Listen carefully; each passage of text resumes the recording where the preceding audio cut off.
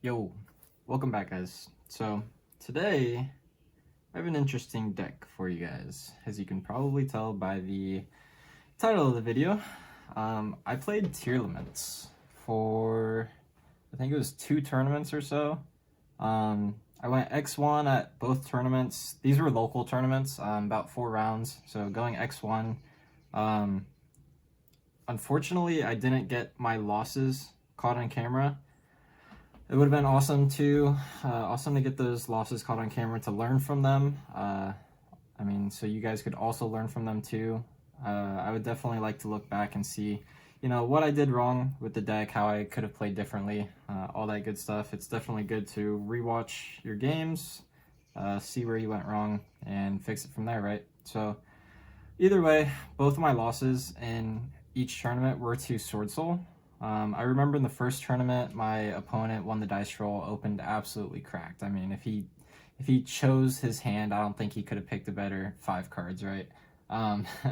So absolutely insane. And then I know in game 2, that same tournament, I went first, put a good board up, and he just had double evenly. So not a whole lot you could do there. In the second tournament, my loss, like I said, also to Sword Soul. I don't remember it all too well. I remember he did play pretty well. My hands weren't as great as that first tournament, but either way, he played it well and broke my board. And honestly, he played really well. So really don't have too much to say about that. Both my losses were to Sword Soul, but I'll get into what I think about this deck after the profile, and we can go over the pros and cons of it a little bit afterwards once you guys see the whole card lineup, because I think it'll help to talk about the pros and cons once you actually know what's in the deck. My deck is not sleeved, as you can tell. Reason for that is I played this for 2 tournaments and then put together a different deck using the same sleeves for the main deck. So I just stole the sleeves off of this deck because they were brand new, put it onto my deck that I am currently running. But I feel that this is still worth looking into because the deck performs really well, puts up incredible boards, but unfortunately it has problems breaking boards and has consistency issues. So I chose to play another deck. This deck is exceptionally fun though, so in the future I'm sure we will revisit this deck, but right now it is not the best. So I'll get into the card by card. 3 Diviner. This card's absolutely insane. Hands down the best normal summon in the deck, sending the Shizus, sending Entis from the extra deck. Level modulation tuner, it's everything you could honestly ask for as far as Tearlaments go right now. As far as the ban list goes, I would never run anything less than this. If I could play 4 of it, that would probably be even better. This card's incredible. Tearlaments, playing 1 of each. Reinhardt is awful. This card does absolutely nothing. It's a level 4 at best. It's pretty terrible, but sending the Tearlament from your hand and sending the Tearlament Kashtira from the deck is pretty useful sometimes, alongside sending one of these guys. Havness is pretty terrible, but like you have to play it. Sheeran's the best one, hands down. Being able to send the Tearlament Kashtira, being able to send Shadal Beast, being able to send any of these others, or any of the other ones. This card's insane. Sending a Shizus too. Great. Merle's pretty good for mill 6 when you have Scream up. Just getting your grave developed is really good. Next, 3 Tearlament Kashtira. This card's insane also. Just being an extender, milling 3 on field, milling 2 in grave. Absolutely insane. Really good card. 3 mismatching rarity Nessies. Honestly, so the danger cards, we got 2 more Mothman and then 1 Jackalope. The danger cards honestly aren't too great. They're there for consistency, and Nessie adds the dark aqua to the grave. So essentially letting you go into Garua. So definitely not too bad. It's an aqua for Kaleido Heart too. So not terrible. And then Mothman's really good right now because not many people are playing discard effects, in their deck. Tearlaments isn't relevant by any means. The main decks, obviously, Kashtira, Sprite, Runix, stuff like that. They don't plus too much if they have to draw and discard, so And then obviously Jackalope to get into Mothman for level 4s or get an Aqua on field. 3 King the Swamp. So you need this card for the substitution effect. Other than that, adding the poly from deck to hand isn't like a crazy effect or anything, but it comes up occasionally. You're really looking, whenever you're milling, you're really looking to get this guy engraved somehow. He is like the main thing you're trying to develop in your grave alongside the Aquas and just attributes, so definitely want to see him engraved more than anything. The Shizus. So 1 Keldo, Agido, and Kelbeck. No Medora. It's unnecessary. You don't need it at all. You rarely need the Keldo except for the Runic matchups. It's pretty good, the Naturias. Shuffling those guys back. Occasionally shuffling back an Aqua or a Tearlament to pop the field spell effect to destroy a card. That'll come up every once in a while, but mainly it's against Runics, and then these are pretty self-explanatory. Shuttle Beast, draw a card. I hardly ever go into Winda, but it is a nice option to have alongside being able to go into Mud Dragon. So I feel it's earned its spot here. 3 Radiant. This is the only non-engine you're playing in the deck because this deck is all gas. So really it has consistency issues, so you don't want to run too many non-engine, but I ran this over the Game of Seal because I feel going into Mud Dragon is more valuable than having the extra Aqua engrave. Just because you have 3 King of the Swamp that are Aqua, 3 Nessie that are Aqua. You really don't have a whole lot of Darks that aren't Aqua. You mainly have the 3 Dangers, so I feel like going into Mud Dragon using this card was a little bit better. On to the spells. We will... So, get these out of the way.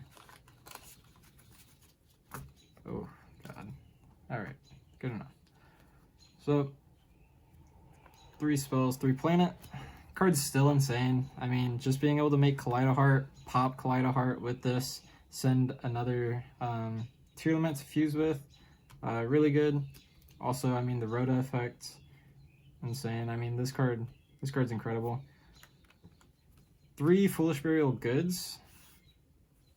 This is sending your Scream to add the trap if you don't have it. It's sending your trap, the Solic if you need the monster. Typically, if I'm sending that, I'm either searching Sheeran or I'm searching the Tearlament Cashier. Either one works. Foolish, pretty obvious reasons. It's another Shizu card. 3 Scream. I love this card at 3. I think I've seen some people play it at like 2, but I think it's necessary at 3 just to get that extra graveyard development alongside searching the trap. Very important. 1 Poly for the King of the Swamp. Thought about cutting it, but honestly, getting the King of the Swamp engrave by searching this makes it valuable enough. For the traps, 2 Solic, obviously your Negate and Searcher, and then 1 Trivia Karma, searches your field spell, searches your Solic, searches Scream. I mean, you really need it. The only problem with it is that it's hard to get out of your hand sometime if you draw it, but that is what the dangers are for. Also, you can set it, pop it with Planet or pop it with Baron. So it has use for sure in the deck. This over here. Extra deck. I'm not going to show a side deck because, like I said, I took the sleeves out of the deck, and side decks are always just going to be personal preference to what you guys think is going to be good. So use your best judgment. I mean, or if not, look it up and steal someone else's side deck. Fusions. 1 Rule Kalos, 1 Kaleidoheart. You can play, I mean, another of one of these if you feel you need to, if you feel that scared of Kashtira, but I felt like these were enough. Never really ran into a problem of Kashtira banishing any of these, but this card's insane just because it sends another Tearlament card and develops your board even further when it gets destroyed. This card's alright, just, I mean, the effect's really good and it summons itself back. One Intis. I really only sent this whenever I was trying to break a board going second, or if I had already milled all of my Ishizu pieces and I summoned a Diviner. But other than that, I mean, this card's okay. You could probably replace it with something else if you need to. Guardian Chimera for the poly. Out of like both tournaments I played, I only summoned this one time. So you could probably change it. Mud Dragon, this card's insane. I mean, protection, level 4. Really good. Not a whole lot to say about it. Draco Spelia, also a really good, insane card. Grapha. This is, if you can't get to Baron, this is your next best Omni, I guess, if that's what you want to consider it. Garua, I honestly don't make this a whole lot. Only if I'm going for like a cross sheet play, but other than that, and my hand has to be pretty ass in order to make this and go into cross sheet. Last fusion is Winda. Rarely made this card, but in some circumstances it's pretty good. That's it for the fusions. Cross sheep and Sprend. The only two links that I play. Never went into Sprend. I went into cross sheep a lot, actually. This card's really good. Summons back Diviner. Diviner effect. Go insane from there. Redoer. Best XYZ in the extra deck. Dugaris, Baguska. Made Baguska every once in a while. It's not terrible. Dugaris, I think I only made once. They both could probably be replaced, but you have to run Time Thief, that's for sure. Last card. Baron. Pretty self-explanatory. I mean, it's Baron. It's a Omni. You can summon something from the grave on the standby once you use the Omni. Pops a card. Level 10. Card's really good. So, what did I think of the deck? If you go back and watch the videos that I posted of me playing this deck, you'll see that I put up some insane boards. I mean, typically, like, I had Soliek in the back row, alongside, like, a Baron, Redoer, like, Kaleido Heart, I think. I think this was most of the time what I put up. So, I mean, obviously, it's pretty good right here. At least with just the Baron and Kaleido Heart mixed with the Soliek, but so I mean that's like the typical board, but what I actually thought about the deck is that it has a hard time going second, breaking boards, just because not every piece in your hand is going to help you break the board, right? So I mean, if you're looking at this deck, like there's a lot of cards in here that don't necessarily help you break boards. The main goal of this deck is to develop your graveyard in order to start building the board. If you ever played, I think the best comparison I can really compare this deck to is Dragon Ruler format back in the day, when you had to develop your graveyard and play a longer game, right? The main idea of this deck when you're starting out, like your first turn, is to develop your grave. You want to get your attributes engraved, you want to get Aquas engraved, you really want to get your King of the Swamps engraved, and like, if you can't accomplish that goal, then the game becomes a lot harder. And that's where you see the value of like the blind milling cards versus the Rhino Heart.